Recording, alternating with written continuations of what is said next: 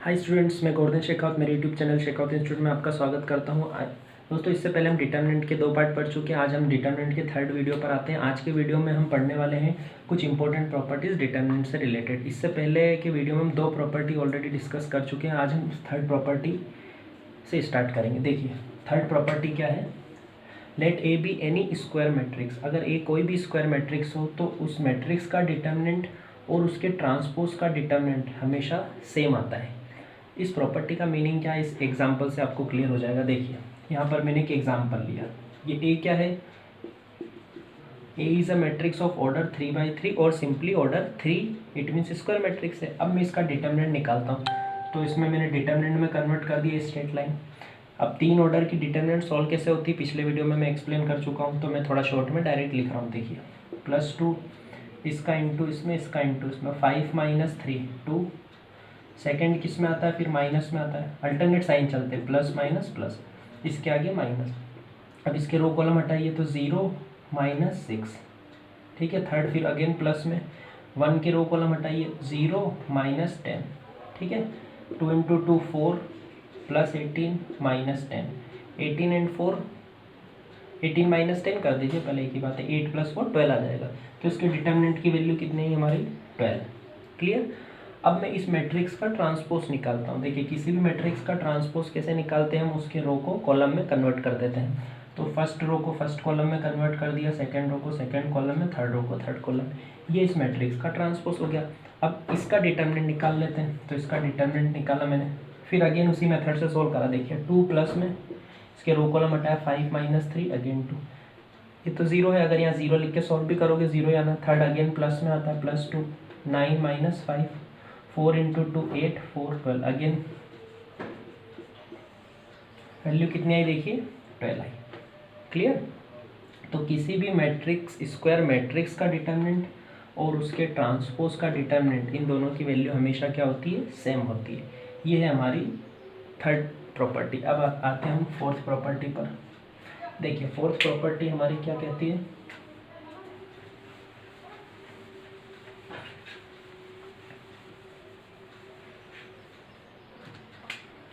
Fourth property ये कहती है, कोई भी 2 रो या 2 कॉलम अगर आइडेंटिकल है, अगर 2 रो या 2 कॉलम क्या है, आइडेंटिकल। आइडेंटिकल मीन्स आप इसको सेम भी बोल सकते हैं या इक्वल भी बोल सकते हैं। तो उसके डिटर्मिनेंट की वैल्यू हमेशा कितनी आएगी, 0, ठीक है। जैसे एग्जांपल देखिए,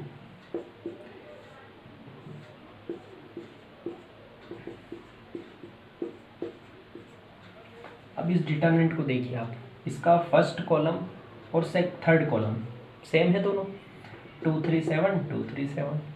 तो ये दोनों कॉलम क्या हो गए, आइडेंटिकल हो गए। आइडेंटिकल हो गए तो इसकी डिटर्मिनेंट की वैल्यू कितनी आएगी, हमेशा 0। आप एक्सपेंड करके सॉल्व करके चेक कर सकते हैं। तो हम बिना सॉल्व करे डायरेक्ट लिख सकते हैं। इसके लिए हमको लिखना क्या पड़ता है, since C1 and C3 are identical therefore determinant equal to 0। First column and third column are identical. Identical means same, सारे एलिमेंट सेम है। ये 2 2 3 3 7 7। तो इसको एक्सपेंड करेंगे आप तो भी आंसर कितना आने वाला है, 0। तो हम इसको डायरेक्ट लिख सकते हैं, ठीक है। ये कोई से भी 2 कॉलम इक्वल हो सकते हैं, फर्स्ट सेकंड इक्वल हो सकते हैं, सेकंड थर्ड फर्स्ट थर्ड, कोई से भी 2 अगर इक्वल है तो आप डायरेक्ट 0 लिख दीजिए, ठीक है। जैसे मान लीजिए यहाँ पर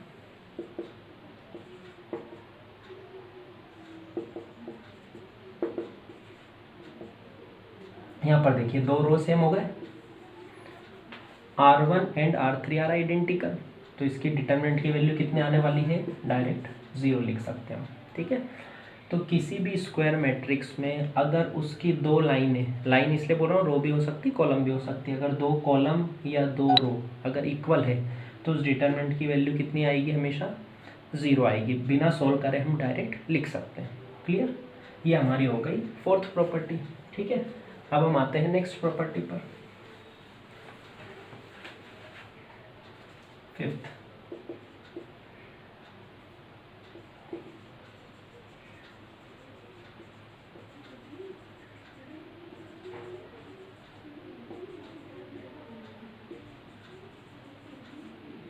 देखिए मैं बिल्कुल शॉर्ट में लिख रहा हूँ, आप थ्योरी तो आप बुक में भी आपको मिल जाएगी और आपको सब लिख लेना आप सिस्टमेटिक, मैं भी शॉर्ट में एक्सप्लेन कर रहा हूँ।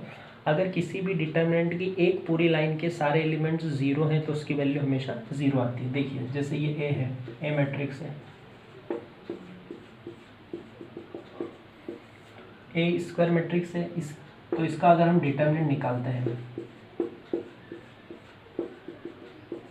ठीक है, देखिए इस लाइन की सारी एंट्री कितनी है, जीरो।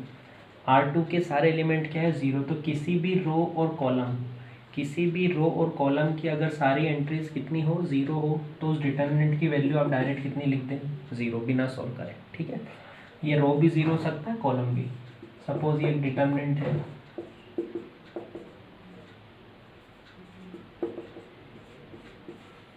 अब आपको दिख गया कि जो हमारा C3 है उसकी सारी एंट्रीज कितनी है, जीरो।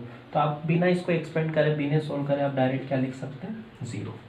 तो हमारी ये फिफ्थ प्रॉपर्टी क्या है, किसी डिटर्मिनेंट की अगर एक पूरी लाइन के सारे एलिमेंट्स जीरो हैं तो उस डिटर्मिनेंट की वैल्यू कितनी आएगी, हमेशा जीरो आएगी। क्लियर है।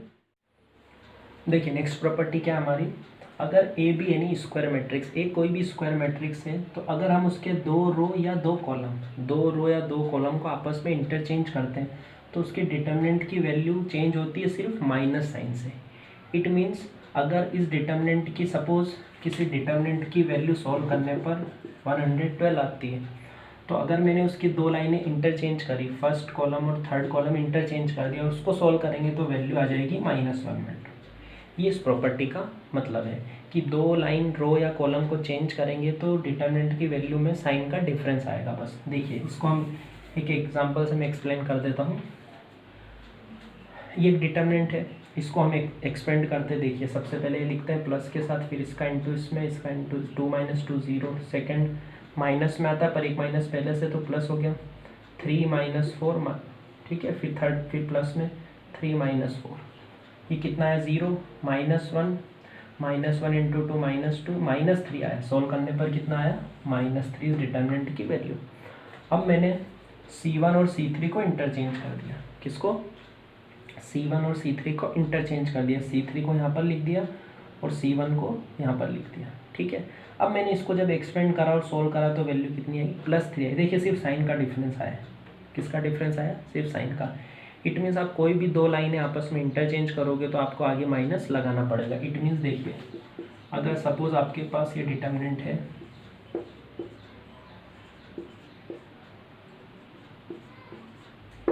अब आप ये दोनों लाइन चेंज करना चाहते हो, अब चेंज आपको कब करना है कब नहीं करना है ये तो सिर्फ आप क्वेश्चन करेंगे तब क्लियर होगा। अभी हम सिर्फ बेसिक प्रॉपर्टीज पढ़ रहे हैं।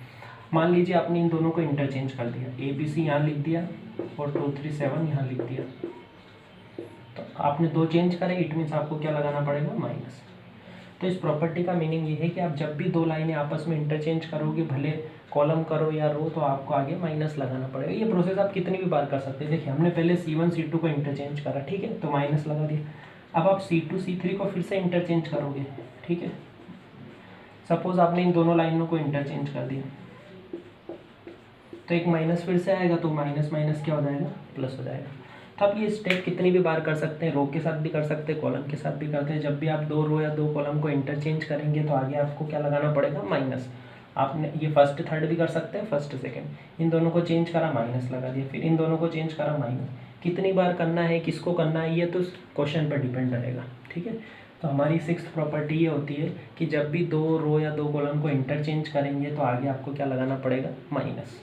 ठीक है, आई थिंक आपको प्रॉपर्टी क्लियर हो चुकी है। चलो देखिए नेक्स्ट प्रॉपर्टी पर आते हैं, बहुत ही इंपॉर्टेंट प्रॉपर्टी, अब इसको ध्यान से समझिएगा। इफ़ ईच एलिमेंट ऑफ रो और कॉलम इज मल्टीप्लाइड बाय के, अगर किसी डिटर्मिनेंट के किसी एक रो या कॉलम को हम के से मल्टीप्लाई करें तो डिटर्मिनेंट की वैल्यू भी के टाइम्स हो जाती है।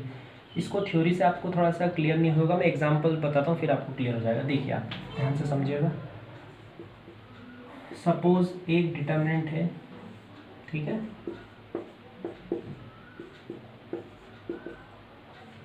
मैं आपको एकदम सिंपल लैंग्वेज में समझाता हूँ इसको। सपोज ये डिटर्मिनेंट है, अगर इसके आगे कोई नंबर मल्टीप्लाई में लिखा हुआ है, ठीक है, इसके आगे कोई नंबर मल्टीप्लाई में लिखा हुआ है, ये नंबर कुछ भी हो सकता है, 2 3 7 1/8 फ्रैक्शन में, तो आप इसका मल्टीप्लाई किसी भी एक लाइन में कर सकते हैं। ठीक है, आप इसका मल्टीप्लाई चाहे तो C1 में कर सकते हैं, चाहे तो C2 में कर सकते हैं, चाहे तो C3 में, किसी भी एक लाइन में होगा, चाहे तो आप किसी एक रो में कर सकते हैं। ठीक है, सब में नहीं होता, सब में किस में होता था, मैट्रिक्स में। अगर ये भी मैट्रिक्स होती जैसे ऐसा लिखा होता, ठीक है, तो इसका मल्टीप्लाई सब में होता, पर ये भी डिटर्मिनेंट है। क्या है ये, डिटर्मिनेंट। तो किसी भी एक लाइन में कर सकते हैं। सपोज मैंने अपनी कन्वेंस के हिसाब से k का मल्टीप्लाई करा सेकंड रो में, तो k 3k 5k, ये मैं कर सकता हूँ। ठीक है, तो बाहर किसी भी नंबर का मल्टीप्लाई किसी भी एक लाइन में कर सकते हैं। अब कि कौन सी लाइन में करना है, वही बात हो गई, फिर से ये क्वेश्चन पे डिपेंड करेगा। देखिए मैं एक एग्जांपल बताता हूँ, जैसे आपके पास ये लिखा है,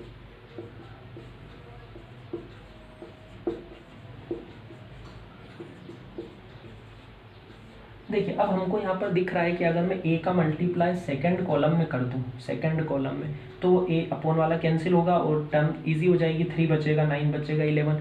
तो यहाँ a का मल्टीप्लाई सबसे फ़ायदेमंद किस में रहेगा, C2 में करने से। तो यहाँ a का मल्टीप्लाई मैं C2 में कर दूंगा। ठीक है, तो a का मल्टीप्लाई जो C2 में करेंगे तो 3/2 है, 3 बचेगा, यहाँ 9 बचेगा, 11, तो ईजी हो जाएगा। तो मल्टीप्लाई किस में करना है ये तो क्वेश्चन पे डिपेंड करेगा। अभी हमको ये पढ़ना है कि अगर बाहर कोई नंबर लिखा है तो उसका मल्टीप्लाई मैं किसी भी एक लाइन में कर सकता हूँ, C1 में कर सकता हूँ, C2 में, C3 में, या R1 में, R2, किसी भी एक लाइन में कर सकते हैं। अच्छा, कॉमन भी ऐसे आएगा, फिर इसका रिवर्स पार्ट भी हो गया कि किसी भी एक लाइन में से कॉमन ले सकते हैं। मैट्रिक्स में से कब आता था, जब सब में से हो। अब देखिए इसका एग्जांपल,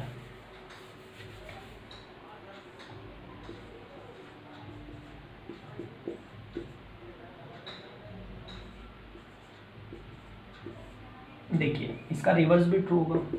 इस पूरी लाइन में से हम क्या कॉमन ले सकते हैं, 2। तो मैंने इसमें से 2 कॉमन लिया और बाहर मल्टीप्लाई में लिख दिया, तो 2 कॉमन लेंगे तो ये बचेगा हमारा। ठीक है, ये तो एज इट इज़। अब आपको दिख रहा होगा कि भाई इसमें से 3 भी कॉमन आ सकता है, तो आप इसमें से 3 भी कॉमन ले लो, वो भी बाहर इनटू में आएगा। तो किसी भी एक लाइन में से हम कॉमन ले सकते हैं, और अगर एक से ज़्यादा लाइन में कॉमन एलिमेंट आ रहे तो बाहर सब मल्टीप्लिकेशन में लिखते हैं। ठीक है, ये इस प्रॉपर्टी का मतलब है कि आप किसी बाहर कोई नंबर है तो किसी भी एक लाइन में मल्टीप्लाई कर सकते हैं और किसी भी एक लाइन में से कॉमन भी ले सकते हैं। अब इसको सिस्टमेटिक देखिए जो लिखा है थ्योरी में, इसको एक्सप्लेन करता हूँ। देखिए सपोज ये आपके पास एक डिटर्मिनेंट है,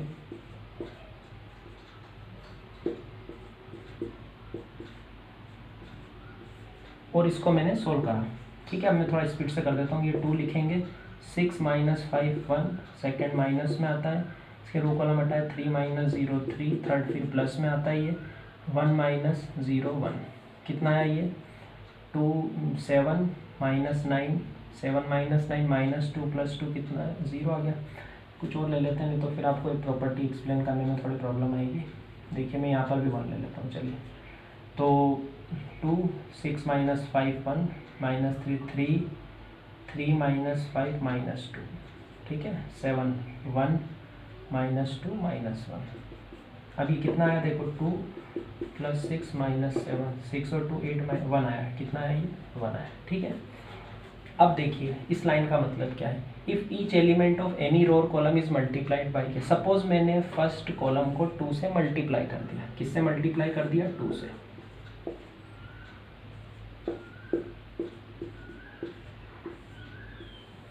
मैंने फर्स्ट कॉलम को किससे मल्टीप्लाई करा, 2 से। और अब मैं इसकी वैल्यू निकालता हूँ। देखिए किससे मल्टीप्लाई करा था मैंने, 2 से, ध्यान रखना वो 2 हमारा k हो गया। ठीक है, यहाँ पर मैंने k2 लिया कि जब किसी भी रो कॉलम को किसी एक नंबर से मल्टीप्लाई करेंगे तो वो नंबर अभी मैंने 2 लिया, और फर्स्ट कॉलम में आप किसी भी एक लाइन में कर सकते हैं। अब इसको सॉल्व करते हैं। देखिए 4, इसके रो कॉलम हटाए, 6 - 5 1, सेकेंड माइनस में आता है, 6 - 10 6 - 10 -4, थर्ड फिर प्लस में आता है, 2 - 4 -2, कितना है ये 4,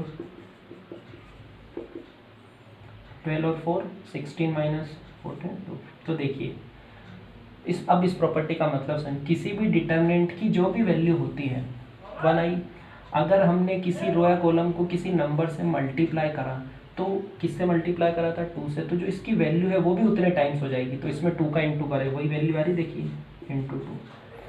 तो हमने किसी लाइन में जिसका मल्टीप्लाई करा है डिटर्मिनेंट की वैल्यू में भी उसी का मल्टीप्लाई हो जाता है, ये इस प्रॉपर्टी का मतलब है।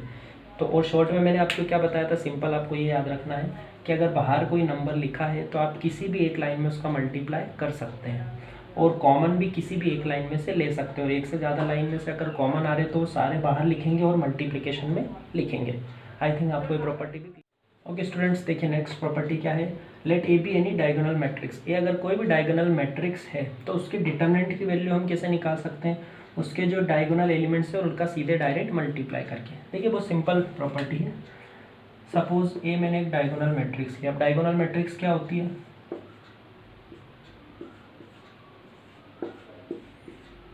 डायगोनल मैट्रिक्स क्या होती है, जिसके लीडिंग डायगोनल को छोड़ के बाकी सारे एलिमेंट क्या हो, जीरो हो।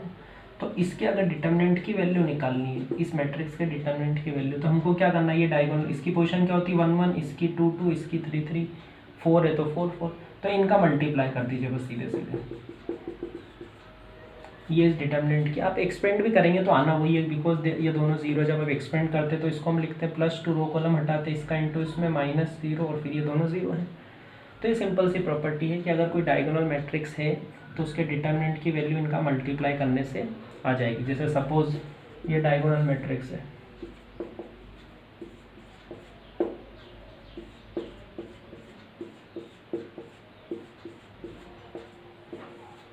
अब इस मैट्रिक्स के डिटर्मिनेंट की वैल्यू निकालनी है, डिटर्मिनेंट की वैल्यू, तो क्या करेंगे आप सीधे बस इनका मल्टीप्लाई कर दीजिए। ठीक है, 3 × 2 6, 6 × 1 6, 6 × 2 12, ये इसका आंसर है। तो आई थिंक बहुत सिंपल प्रॉपर्टी आपको इजीली क्लियर हो गई होगी। ओके स्टूडेंट्स, नेक्स्ट प्रॉपर्टी पर आते देखिए, let A B any square matrices of same order. अगर ए और बी सेम ऑर्डर की दो मैट्रिसेस है, सेम ऑर्डर होना चाहिए दोनों का, तो ए बी का मल्टीप्लाई करके आप डिटर्मिनेंट निकालो या अलग अलग डिटर्मिनेंट निकाल के मल्टीप्लाई करो, वैल्यू सेम आएगी। देखिए इसको आपको एग्जाम्पल से क्लियर होगी। मैं इसको दो ऑर्डर के मैट्रिक्स से एक्सप्लेन कर रहा हूँ, बिकॉज 3 का लूँगा तो थोड़ा लेंथी हो जाएगा क्वेश्चन। आपने को तो मेन प्रॉपर्टी समझना है, आपको क्लियर हो जाएगा। देखिए ए मैंने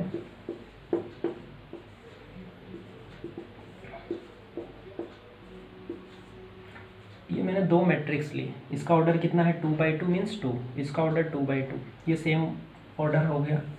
ठीक है, अब देखिए मैं इन दोनों का पहले मल्टीप्लाई कर रहा हूँ, इनका क्या कर रहा हूँ मैं, मल्टीप्लाई।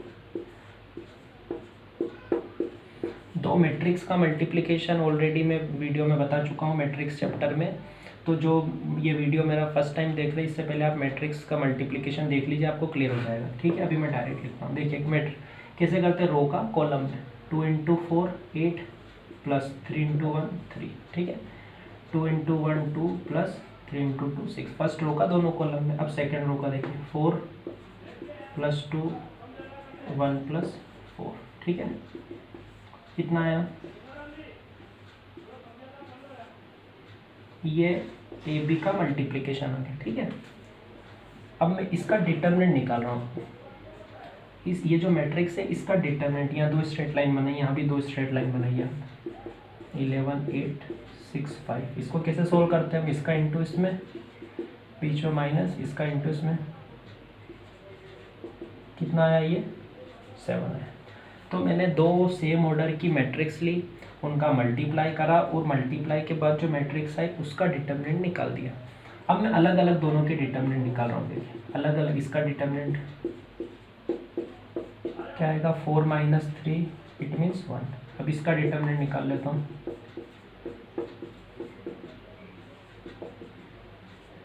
अब इन दोनों का मल्टीप्लाई कर दीजिए आप, डिटर्मिनेंट इंटू 1 × 7, कितना आया 7। ये देखिए सेम आ गए दोनों, सेम आ गए दोनों। तो अगर कोई भी दो स्क्वायर मैट्रिक्स है, उनका पहले आप मल्टीप्लाई करके जो मल्टीप्लाई करने पर मैट्रिक्स है उसका डिटर्मिनेंट निकालें, या अलग अलग सेपरेट डिटर्मिनेंट निकाल के उनका मल्टीप्लाई करें, वो वैल्यू सेम आती है। पर इसके लिए मेन कंडीशन क्या है, दोनों सेम ऑर्डर की होना चाहिए। सेम ऑर्डर की होगी तभी ये प्रॉपर्टी वैलिड है, अदरवाइज नहीं है। ठीक है, ओके स्टूडेंट्स, अब देखिए लास्ट प्रॉपर्टी पर, if each element of a row और column of a determinant is expressed as sum of 2 और मोर। देखिए कोई भी एक लाइन एक से ज़्यादा टर्म के सम से रिप्रेजेंट हो रही, सम या डिफरेंस एक ही बात है। ठीक है। तो हम इस डिटर्मिनेंट को दो पार्ट में ब्रेक कर सकते हैं। देखिए, then the determinant can be expressed as the sum of two or more. इसका सिंपल लैंग्वेज में मतलब क्या, देखिए, अगर कोई एक लाइन, ये कॉलम भी हो सकती है, रो भी हो सकता है, अगर किसी कॉलम के एलिमेंट में कुछ दो टर्म प्लस या माइनस में लिखिए तो हम इसको दो पार्ट में डिटर्मिनेंट को ब्रेक कर सकते हैं। ठीक है, आप ब्रेक कैसे करेंगे, जो सिंगल टर्म है, सिंगल टर्म वो तो दोनों डिटर्मिनेंट में आएगी, इसमें भी आएगी, ठीक है, इसमें भी आएगी, ठीक है। जो सिंगल सिंगल टर्म है वो तो दोनों में डिटर्मिनेंट में आएगी। जो प्लस में है उसमें से आप सिंगल सिंगल टर्म इसमें ले सकते हैं, a1 b1 c1, और जो सेकंड वाली टर्म है इसमें ले सकते हैं। ये डिटर्मिनेंट को ब्रेक करने का तरीका। आप कोई भी नंबर लेके, जैसे यहाँ 2 + 7 ले लिया या 8 11 ऐसे लेके आप इसको सॉल्व करना, एग्जैक्ट वैल्यू आएगी। ठीक है, तो इसको हम चेक करेंगे तो बहुत ज़्यादा टाइम लग जाएगा। तो आप इस मेन प्रॉपर्टी ध्यान रखिए, अगर डिटर्मिनेंट में किसी भी कॉलम में, ये रो में भी हो सकते थे, अगर एक से ज़्यादा टर्म है प्लस माइनस में और बाकी में सिंगल है, तो सिंगल वाले तो दोनों में आएंगे, और जो प्लस में है उसमें सिंगल सिंगल एलिमेंट फर्स्ट में ले लो और दूसरे वाले एलिमेंट, ऐसे हम डिटर्मिनेंट को दो पार्ट में ब्रेक कर सकते हैं। इसको मैं डिटर्मिनेंट को भी b मान लेता हूँ और इसको मैं c मान लेता हूँ। तो फाइनली क्या हुआ, a = b + c। तो आप कोई भी एग्जाम्पल लेकर इस डिटर्मिनेंट को सोल्व करिए, इसको करिए, दोनों को प्लस करिए और इसको डायरेक्ट करिए, दोनों की वैल्यू सेम आएगी। तो जो सिंगल सिंगल एलिमेंट है वो दोनों में आएंगे, और जो प्लस में है उसमें से सिंगल वाले एलिमेंट फर्स्ट में ले लो, दूसरे वाले एलिमेंट सेकंड में ले लो। ये प्रॉपर्टी देखिए, each element of a row column of a determinant is express sum of two or more. ये देखिए, then determinant can be expressed as the sum of two or more. ये हमारी last property. इसका थोड़ा कम use होता है but फिर भी इम्पोर्टेंट है। देखिए, तो स्टूडेंट्स, आज के वीडियो में हमने डिटर्मिनेंट से रिलेटेड इम्पोर्टेंट 10 प्रॉपर्टी सारी अच्छे से पढ़ चुके हैं और मैंने अच्छे से एक्सप्लेन किया। आप ये प्लीज़ कमेंट करके बताइएगा आपको वीडियो कैसा लगा। हम मिलते हैं नेक्स्ट वीडियो में।